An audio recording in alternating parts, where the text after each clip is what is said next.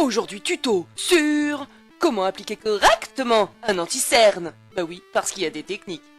Et dans cette vidéo, mademoiselles, mesdames et messieurs, vous allez trouver des petites astuces. Et attention, des astuces vachement astucieuses. Mais de rien. Bon, c'est bon, on peut y aller.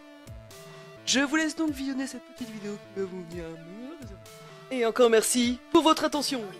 On continue dans les vidéos de formation. Là, aujourd'hui, on va parler du correcteur anti-cerne de chez Unit. Je vais vous donner quelques astuces. Donc, on n'oublie pas, on n'en met pas beaucoup. En atelier, j'ai souvent des femmes où je leur dis, mais elles ont tellement l'habitude. Alors, attendez, je vois rien du tout sur mon téléphone, bougez pas, hop. Elles ont tellement pas l'habitude de mettre peu de produits qu'elles ont en règle générale la main assez lourde. Donc je conseille toujours de prendre une petite éponge. Je déconseille le doigt pour le fond de teint, je déconseille le doigt pour l'anti-cerne. Après si vous le faites, c'est pas grave, c'est juste que le rendu et la tenue ne sera pas pareil. Quand on met un anti-cerne, mesdames, qu'est-ce qu'il faut faire hein? Ouais, il faut tapoter, vous avez tout à fait raison. Donc je prends et on fait bien le triangle. C'est-à-dire qu'on descend vers la joue pour bien estomper et pas juste avoir quelque chose de plus clair juste en dessous de l'œil. On va vraiment descendre pour estomper. Et donc je vais tapoter. Alors le gros avantage des petites éponges comme ça, c'est qu'elles vont bien dans le creux de l'œil. Je vois encore trop de femmes où c'est super méga clair ici, ou alors il y en a pas tout simplement. Et donc du coup ça fait un chouïa bizarre.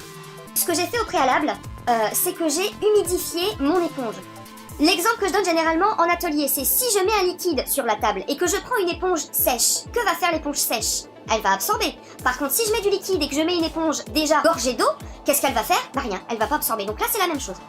Donc j'ai un petit peu humidifié, je tapote, je fais bien mon triangle. Voilà.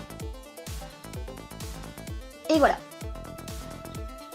Différence entre fait. Alors, j'aurais peut-être pas dû mettre de gouttes là. Vous pouvez utiliser soit du ton sur ton, c'est-à-dire la même couleur que votre fond de teint pour mettre de l'anti-cerne. Si vous prenez un seul et même anti-cerne correcteur d'une teinte en dessous, vous allez illuminer votre regard. Mais si vous avez des imperfections à cacher, vous allez générer des zones plus claires. Donc, si vous voulez l'utiliser que en anti-cerne, soit vous le prenez du ton sur ton, soit vous prenez une teinte en dessous. Bon, je papote, mais en même temps, je fais l'autre œil. Et si vous voulez vraiment l'utiliser comme correcteur, parce que c'est un excellent correcteur, je vous conseille vraiment de prendre du ton sur ton. Il a la propriété de cacher des tatouages. Voilà, donc je tapote toujours. Je vais bien dans le creux de l'œil. Ah, mes cernes sont camouflées toute la journée. Concernant ce produit-là, pour faire correcteur, j'ai déjà eu des femmes qui m'ont dit il est pas terrible comme correcteur. Mais c'est pas possible! Parce qu'il cache pas bien les boutons.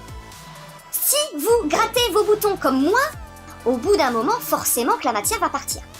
Donc, on évite de gratter ses boutons, mesdames ou messieurs, et on aura un teint très très bien toute la journée. Si vous avez vous savez comme moi, un petit peu de pliure comme ça, il a tendance à assécher un petit peu cette zone-là. N'hésitez pas à le mélanger un chouïa avec votre crème de jour, tout simplement.